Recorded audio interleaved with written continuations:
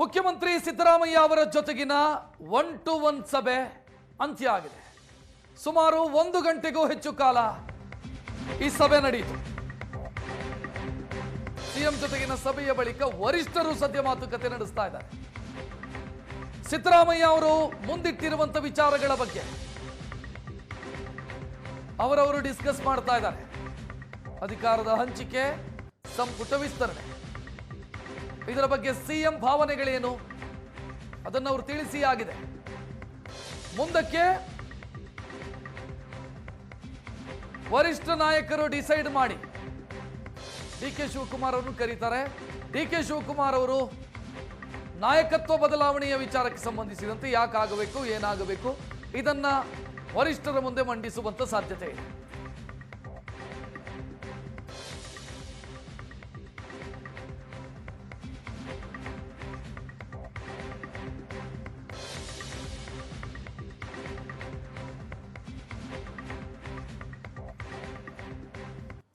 ಹೆಚ್ಚಿನ ಡೀಟೇಲ್ ಇಡೋದಕ್ಕೆ ನಮ್ಮ ದೆಹಲಿ ಪ್ರತಿನಿಧಿ ಮಂಜುನಾಥ್ ನೇರ ಸಂಪರ್ಕದಲ್ಲಿ.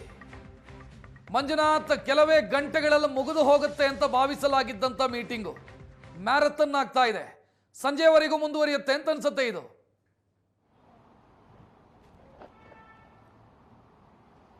ಬಹುತೇಕ ರಕ್ಷತ್. ಯಾಕೆ ಅಂತ ಅಂದರೆ ಈಗ ನಾಯಕತ್ವ ಬದಲಾವಣೆ, ಸಚಿವ ಸಂಪುಟ ವಿಸ್ತರಣೆ, ಈ ಎಲ್ಲ ಗೊಂದಲಗಳು ಕೂಡ ಈಗ ಇರುವಂಥ ಹೊತ್ತಿನಲ್ಲಿ ನಡೀತಾ ಇರುವಂಥ ಸಭೆ ಇದು ಬಹಳ ಮುಖ್ಯವಾದಂಥ ಸಭೆ. ಮತ್ತು ಕೇವಲ ಒಂದು ಲೈನನ್ನು ತೆಗೆದುಕೊಂಡು ಒಂದು ತೀರ್ಮಾನ ಬರೆಯೋದು ಅಥವಾ ತೀರ್ಮಾನ ತೆಗೆದುಕೊಳ್ಳುವಂತಹ ಸಭೆ ಅಲ್ಲ ಅನ್ನುವಂಥದ್ದು ಬಹಳ ಮುಖ್ಯವಾಗಿ. ಯಾಕಂದರೆ ಇಡೀ ಕರ್ನಾಟಕದಲ್ಲಿ ಕಾಂಗ್ರೆಸ್ ಸರ್ಕಾರ ಆಡಳಿತದಲ್ಲಿದೆ. ಈ ಹಿನ್ನೆಲೆಯಲ್ಲಿ ಆಗಬೇಕಾದಂಥ ಬದಲಾವಣೆಗಳು ಏನು ಅನ್ನುವಂಥದ್ದನ್ನ ಮುನ್ನೆಚ್ಚರಿಕೆಯಾಗಿ ತೆಗೆದುಕೊಂಡು ನಡೆಸಿರುವಂಥ ಸಭೆ. ಹಾಗಾಗಿ ಪ್ರತಿಯೊಬ್ಬರ ಅಭಿಪ್ರಾಯಕ್ಕೂ ಕೂಡ ಬೆಲೆ ಇದೆ ಅನ್ನುವಂಥದ್ದನ್ನ ಒತ್ತಿ ಹೇಳಬೇಕಾಗುತ್ತೆ. ಸೊ ಈ ಹಿನ್ನೆಲೆಯಲ್ಲಿ ಪೂರ್ವಭಾವಿಯಾಗಿ ಬೆಳಿಗ್ಗೆ 4 ಜನರ ಖರ್ಗೆ ಅವರು, ರಾಹುಲ್ ಗಾಂಧಿ ಅವರು, ಕೆ.ಸಿ. ವೇಣುಗೋಪಾಲ್ ಮತ್ತು ಸುರ್ಜೇವಾಲಾ ಅವರ ಒಂದು ಸಭೆ ನಡೀತು. ಅದಾದ ನಂತರ ಸಿಎಂ ಜೊತೆ ಈಗ ಸಿಎಂ ಮತ್ತು ರಾಹುಲ್ ಗಾಂಧಿ ಅವರ 1-to-1 ಸಭೆ ನಡೆದಿದೆ. ಅಂತ್ಯವೂ ಕೂಡ ಆಗಿದೆ. ಹೆಚ್ಚು ಕಡಿಮೆ 45ರಿಂದ 50 ನಿಮಿಷಗಳ ಕಾಲ ಅವರಿಬ್ಬರ ಮಧ್ಯೆ ಮಾತುಕತೆ ನಡೆದಿರುವಂಥದ್ದು 1-to-1. ಈ ಸಂದರ್ಭದಲ್ಲಿ ಸಾಕಷ್ಟು ಏನು ಹೈಕಮಾಂಡ್ ಮನಸ್ಸಿನಲ್ಲಿರುವಂಥ ನಿರೀಕ್ಷೆಗಳೇನು ಮತ್ತು ಏನು ಕ್ರಮ ನಾವು ತಗೋಬಹುದು ಅನ್ನೋವಂಥದ್ದಕ್ಕೆ ಆಪ್ಷನ್ ಎ ಮತ್ತು ಬಿ ಎರಡೂ ಕಡೆ ಈ ತಗೊಂಡ್ರೆ ಹೇಗೆ, ಈ ತಗೊಳ್ಳದೆ ಇದ್ರೆ ಹೇಗೆ ಅನ್ನುವಂಥದ್ದು ಚರ್ಚೆಯ ಸಂದರ್ಭದಲ್ಲಿ ಬಂದಿದೆ ಅನ್ನುವಂತಹ ಮಾಹಿತಿ ಲಭ್ಯ ಆಗ್ತಾ ಇರುವಂಥದ್ದು.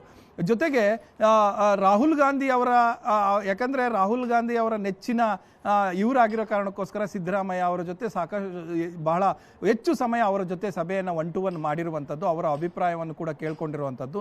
ಈ ಹೊತ್ತಿನಲ್ಲಿ ಏನು ಸಿದ್ದರಾಮಯ್ಯ ಅವರು ಅನೇಕ ಬಾರಿ ಕೂಡ ಹೇಳ್ಕೊಂಡ್ಬಂದಿದ್ರು, ರಾಹುಲ್ ಗಾಂಧಿ ಅವರ ತೀರ್ಮಾನ ಏನು ಮಾಡಿದ್ರು ಕೂಡ ನಾನು ಅದಕ್ಕೆ ಬದ್ಧನಾಗಿರ್ತೇನೆ ಅನ್ನುವಂಥದ್ದು. ಅವರ ಆ ಮಾತಿನ ಹಿಂದೆ ಇದ್ದಿದ್ದು ಕೂಡ ರಾಹುಲ್ ಗಾಂಧಿ ಅವರೇ ಅನ್ನುವಂಥದ್ದು ಎಲ್ಲರಿಗೂ ಕೂಡ ಗೊತ್ತಿರುವಂಥ ವಿಚಾರ. ಆದರೆ ವರ್ಷಗಳು ಕೂಡ ಕಳೀತು, 2.5 ಆಯಿತು, 3 ಆಯಿತು. ಈಗ ಚೇಂಜ್ ಮಾಡೋದು ಅಥವಾ ನಾಯಕತ್ವ ಬದಲಾವಣೆ ಅನ್ನುವಂಥ ಸಂದರ್ಭ ಬಂದಾಗ 6 ತಿಂಗಳು ಹೆಚ್ಚಾಯಿತು ಅನ್ನುವಂಥದ್ದು ಹೊರತಾಗಿಯೂ ಕೂಡ ಈಗ ಏನು ಆಗಬಹುದು ಮುಂದೆ ಅನ್ನುವಂಥದ್ದಕ್ಕೆ ನಾವು ಪ್ಲಾನ್ ಮಾಡಬೇಕು ಅನ್ನುವಂಥದ್ದು ಭಾಳ ಇಂಪಾರ್ಟೆಂಟು. ಜೊತೆಗೆ ಇದಕ್ಕೆ ಒಂದು ಶಾಶ್ವತ ಪರಿಹಾರವನ್ನು, ಯಾಕಂದರೆ ಪದೇ ನೀವು ಈ ರೀತಿ ಒಂದೊಂದು ಸಣ್ಣ ಪುಟ್ಟ ಸಮಸ್ಯೆ ತಗೊಂಡು ಬರ್ತಾ ಇದ್ರೆ ಆಗೋದಿಲ್ಲ ಅನ್ನುವಂಥದ್ದು, ಮತ್ತು ಪದೇ ಕಿರಿಕ್ ಆಗ್ತಾ ಇದ್ರೆ ಸರ್ಕಾರದ ಮೇಲೆ, ಪಕ್ಷದ ಮೇಲೆ, ಕಾರ್ಯಕರ್ತರ ನಡುವೆ ಒಂದು ರೀತಿಯ ಕೆಟ್ಟ ಪರಿಣಾಮ ಬೀರುತ್ತೆ ಅನ್ನುವಂಥದ್ದು ಎಲ್ಲ ನಾಯಕರು ಕೂಡ ಹೇಳಿ ಹೋಗಿದ್ರು. ಅದನ್ನು ಭಾಳ ಗಂಭೀರವಾಗಿ ಹೈಕಮಾಂಡ್ ಕೂಡ ತೆಗೆದುಕೊಂಡಿರುವಂಥದ್ದು. ಆ ಹಿನ್ನೆಲೆಯಲ್ಲೇ ಇಡೀ ದಿನ ಇವತ್ತು ಒಂದು ಚರ್ಚೆಯನ್ನು ನಡೆಸಿ ಒಂದು ಅಂತಿಮವಾಗಿ ಒಂದು ಸೊಲ್ಯೂಷನನ್ನು ತರಲಿಕ್ಕೆ ಹೊರಟಿರುವಂಥದ್ದು ಹೈಕಮಾಂಡ್ ನಾಯಕರು. ಹಾಗಾಗಿ ಪ್ರತಿಯೊಬ್ಬರ ಭಾವನೆ ಅಂದರೆ ಈ ಸಿಎಂ ಮತ್ತು ಡಿ.ಸಿ.ಎಂ ಇಬ್ಬರನ್ನು ಕೂಡ ಒಟ್ಟಿಗೆ ಕೂರಿಸಿ ಕೇಳುವಂಥದ್ದು ಇರುತ್ತೆ. ಜೊತೆಗೆ 1-to-1 ಮಾತುಕತೆ ನಡೆಸುವಂಥದ್ದು ಇರುತ್ತೆ. ಈ ಸಂದರ್ಭದಲ್ಲಿ ರಾಹುಲ್ ಗಾಂಧಿ ಅವರ ಜೊತೆ 1-to-1 ಮಾತುಕತೆ ನಡೆಸುವಂಥದ್ದು ಬಹಳ ಮುಖ್ಯವಾಗಿರುವಂಥದ್ದು. ಯಾಕಂದರೆ ಇಡೀ ಸೊಲ್ಯೂಷನ್ ಅಥವಾ ಪರಿಹಾರ ಅಂತ ನಾವೇನು ಹೇಳ್ತೀವಿ, ಅವು ಎಲ್ಲರೂ ಕೂಡ ಈ ಹಿರಿಯ ನಾಯಕರೆಲ್ಲರೂ ಕೂಡ ರಾಹುಲ್ ಗಾಂಧಿ ಅವರ ಹೆಗಲ ಮೇಲೆ ಹಾಕಿರುವಂಥದ್ದು. ಹಾಗಾಗಿ ರಾಹುಲ್ ಗಾಂಧಿ ತಮ್ಮ ಸೊಲ್ಯೂಷನನ್ನು ಅಥವಾ ಪರಿಹಾರವನ್ನು ಹೇಳೋದಕ್ಕೂ ಮುಂಚೆ ಈ ಇಬ್ಬರ ನಾಯಕರ ಅಭಿಪ್ರಾಯವನ್ನು ಕೂಡ ಪಡಿಬೇಕಾಗುತ್ತೆ. ಆ ಹಿನ್ನೆಲೆಯಲ್ಲಿ ಒಂದು ಎಕ್ಸರ್ಸೈಸ್ ನಡೀತಾ ಇರುವಂಥದ್ದು. ಈಗ ಸಿಎಂ ಅವರ ಜೊತೆಗಿನ ಸಭೆ ಅಂತ್ಯ ಆಗಿದೆ. ಮತ್ತೆ ಒಂದು ಸ್ವಲ್ಪ ಹೊತ್ತು ನಾಯಕರು 4 ಜನ ನಾಯಕರು ಸಭೆ ಸೇರಿದ್ರು. ಮಂಜುನಾಥ್, ದೆಹಲಿಯಲ್ಲಿ ಅಧಿಕಾರದಲ್ಲಿದ್ದಾಗ ಕಾಂಗ್ರೆಸ್ ಹೆಂಗಿತ್ತು ಅಂತಂದ್ರೆ ತೀರ್ಪನ್ನ ಬರೆದಿಟ್ಟು ಆನಂತರ ವಾದ ಪ್ರತಿವಾದವನ್ನು ಕೇಳ್ತಾ ಇತ್ತು. ಈಗ ವಾದ ಪ್ರತಿವಾದವನ್ನ ಆಲಿಸಿ ತೀರ್ಪು ಕೊಡುವಂತ ಯೋಚನೆಗೆ ಬಂದಂಗಿದೆ. ಹಂಗಿದ್ರೆ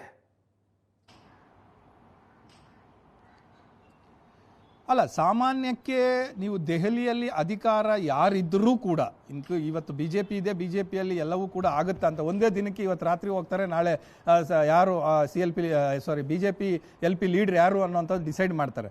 ಯಾವ ಸಂದರ್ಭದಲ್ಲೂ ಕೂಡ ಕಾಂಗ್ರೆಸ್ ಅಧಿಕಾರದಲ್ಲಿದ್ದರೆ ಅದೇ ರೀತಿ ಕ್ರಮ ತಗೊಳುತ್ತೆ. ಈವನ್ ಅವತ್ತು ಲಕೋಟೆಯಲ್ಲಿ ಬರುವಂಥದ್ದು ಒಂದು ಜಸ್ಟ್ ಚೀಟಿ ಕಳಿಸ್ತಾ ಇದ್ರು, ಇಲ್ಲಿಂದ ಆ ಚೀಟಿಯಲ್ಲಿ ಏನು ಹೆಸರು ಬರುತ್ತೆ ಅವರೇ CM ಅನ್ನುವಂಥದ್ದು ಕೂಡ ಕಾಂಗ್ರೆಸ್ ಆ ದಿನಗಳನ್ನು ಕರ್ನಾಟಕವೂ ಕೂಡ ಕಂಡಿರುವಂಥದ್ದು.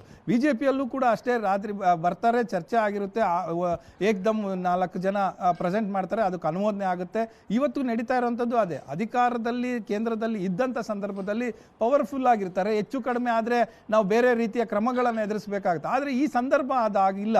ಕಾಂಗ್ರೆಸ್ ಎಲ್ಲ ಕಡೆ ಇಲ್ಲ, ಕೇವಲ 5 ಸ್ಟೇಟ್ಗಳಲ್ಲಿ ಇರುವಂಥದ್ದು. ಕಳ್ಕೊಂಡ್ರೆ ಏನು ಅನ್ನುವಂಥ ಒಂದು ಲೆಕ್ಕಾಚಾರ, ಅಥವಾ OBC ನಾಯಕನನ್ನು ಕಳ್ಕೊಂಡ್ರೆ ಏನು, ಯಾಕಂದರೆ ದೇಶಾದ್ಯಂತ ನಾನು ಹೇಳ್ಕೊಂಡು ಬಂದಿದ್ದೀನಿ.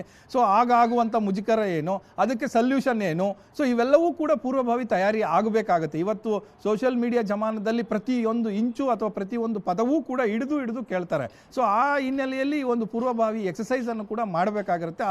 ಆ ಕೆಲಸ ಈ ಬಾರಿ ಕರ್ನಾಟಕಕ್ಕೆ ಸಂಬಂಧಪಟ್ಟಾಗಿ ಹೇಳೋದಾದ್ರೆ, ಕಾಂಗ್ರೆಸ್ ಹೈಕಮಾಂಡ್ ನಾಯಕರು ಪೂರ್ವಭಾವಿಯಾಗಿ ನಡೆಸಿದ್ರು ಸಭೆ. ಅವರು ಬಂದ ಮೇಲೆ ಸಭೆ ನಡೆಸಿದ್ದಾರೆ, ಬುಲಾವ್ ಕೊಟ್ಟ ಮೇಲೂ ಕೂಡ ಸಭೆ ನಡೆಸಿ ಏನು ಅನ್ನುವಂಥ ಅಭಿಪ್ರಾಯಗಳನ್ನು ಪಡ್ಕೊಂಡಿದ್ದಾರೆ.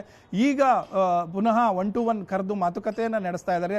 ಆ ನಂತರ ಅವರ ತೀರ್ಮಾನವನ್ನು ಹೇಳ್ತಾರೆ. ಈ ರೀತಿ ಹೇಳೋದ್ರಿಂದ ನಾವು ಬೇರೆಯದ್ದೇ ಸಂದೇಶವನ್ನು ರವಾನಿಸಬಹುದು ಅನ್ನುವಂಥ ಲೆಕ್ಕದಲ್ಲಿ ಕಾಂಗ್ರೆಸ್ ಈಗ ಇರುವಂಥದ್ದು.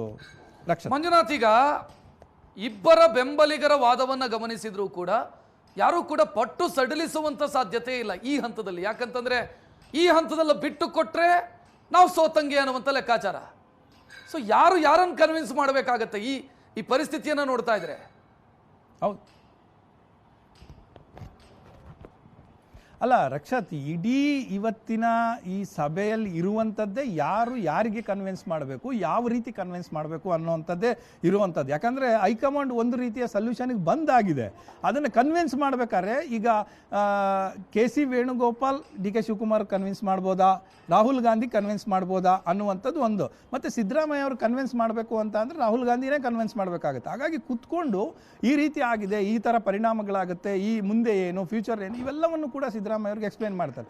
ಇವ್ರ ಕಡೆಯಿಂದಲೂ ಕೂಡ ಒಂದಷ್ಟು ಬೇಡಿಕೆಗಳನ್ನು ಇಡ್ಬೋದು. ಇನ್ ಕೇಸ್ ನಾನು ಬಿಟ್ಕೊಟ್ರೆ ಏನು ಅಂತ ಆದರೆ, ಅಥವಾ ಬಿಟ್ಟು ಕೊಟ್ಟರೆ ನಾನು ಹೇಳಿದವರು ಇಂಥವ್ರು CM ಆಗಬೇಕು ಅಂತನೋ, ಅಥವಾ ಇಂಥವ್ರು ಜಾಸ್ತಿ ಜನ ಮಂತ್ರಿಗಳು ಕೊಡಬೇಕು ಅಂತನೋ, ಇಲ್ಲ ಮಗನ ಫ್ಯೂಚರ್ ಏನು ಅಂತ, ಈ ಥರದ ಎಲ್ಲವನ್ನು ಕೂಡ ಇವರು ಹೇಳುವಂಥ ಸಾಧ್ಯತೆಗಳು ಇರ್ತವೆ. ಅದೇ ರೀತಿ DK ಶಿವಕುಮಾರ್ ಅವ್ರಿಗೂ ಕೂಡ ಬ್ರೀಫ್ ಮಾಡುವ ಸಂದರ್ಭದಲ್ಲೂ ಅಥವಾ ಕನ್ವಿನ್ಸ್ ಮಾಡುವಂಥ ಸಂದರ್ಭದಲ್ಲೂ ಕೂಡ ಈ ಮಾತುಗಳು ಬರ್ತವೆ. ಇನ್ ಕೇಸ್ ಅವರು ಬಿಡದೇ ಇಲ್ಲ ಅಂತ ಅಂದ್ರು, ಕೊಡೋಕ್ಕಾಗಲ್ಲ ಅಂದರೆ ನೆಕ್ಸ್ಟ್ ಏನು, ಪ್ಲಾನ್ B ಏನು, ನಿಮ್ದೇನು ಅವರು ಕೇಳ್ಬೋದು. ಇಲ್ಲ ಇದು ಈಗೇನಿದೆ ಅವೆಲ್ಲವೂ ಕೂಡ ಕಂಟಿನ್ಯೂ ಆಗಬಹುದು. ಇನ್ ಕೇಸ್ ಕೊಡದೆ ಹೋದರೆ ಎಲ್ಲವೂ ಕೂಡ ಕ್ವಶನ್ ಮಾರ್ಕು. ಈಗಿರೋವೆಲ್ಲ ಏನು, KPCC ಅಧ್ಯಕ್ಷರ ಸ್ಥಾನ ಇದೆ, ಅದು ಕಂಟಿನ್ಯೂ ಆಗಬೇಕು. DCM ಇದೆ, ಮತ್ತು ನೀವು ಯಾರು DCMಗಳು ಮಾಡೋಂಗಿಲ್ಲ, ಅದು ಕಂಟಿನ್ಯೂ ಆಗಬೇಕು. ಅಥವಾ ಪೋರ್ಟ್ಫೋಲಿಯೋ ನಾನು ಹೇಳಿದವ್ರಿಗೆ ಕೊಡಬೇಕು, ಅಥವಾ ನನಗೆ ಬೇರೆ ಪೋರ್ಟ್ಫೋಲಿಯೋ, ಈ ರೀತಿ ಅವ್ರ ಕಡೆಯಿಂದಲೂ ಕೂಡ ಡಿಮಾಂಡ್ಗಳು ಬರ್ಬೋದು. ಇನ್ ಕೇಸ್ ತೀರ್ಮಾನ ಹಿಂಗೆ ಆದರೆ, ಕಂಟಿನ್ಯೂ ಆಗೋ ತೀರ್ಮಾನ ಈಗ ಹೇಗಿದೆಯೋ ಹಾಗೆ ಕಂಟಿನ್ಯೂ ಆಗೋ ತೀರ್ಮಾನ ಬಂದರೆ ಈ ರೀತಿಯ ಬೇಡಿಕೆಗಳು DK ಶಿವಕುಮಾರ್ ಅವ್ರ ಕಡೆಯಿಂದಲೂ ಕೂಡ ಬರ್ಬೋದು.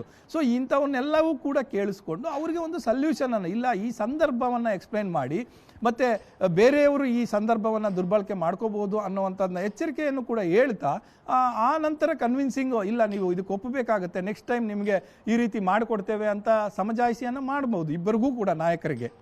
ರಕ್ಷಿತ್, ಧನ್ಯವಾದ ಮಂಜುನಾಥ್ ಮಾಹಿತಿಗೆ. ಮೀಟಿಂಗ್ ಆಗಿದೆ, ಒಂದು ಸುತ್ತಿನ ಮೀಟಿಂಗ್ ಆಗಿದೆ. ಮುಖ್ಯಮಂತ್ರಿ ಸಿದ್ದರಾಮಯ್ಯ ಅವರ ಜೊತೆಗೆ 1-to-1 ಆಗಿದೆ.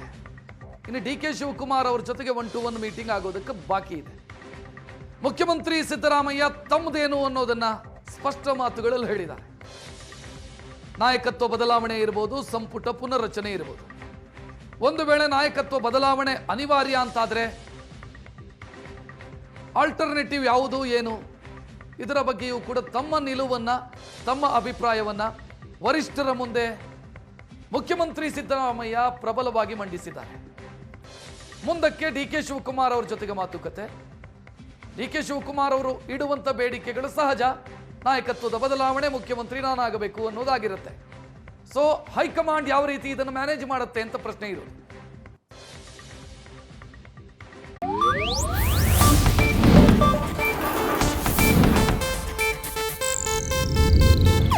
ಇದು ಏಷ್ಯಾನೆಟ್ ನ್ಯೂಸ್ ನೆಟ್ವರ್ಕ್ ಪ್ರಸ್ತುತಿ.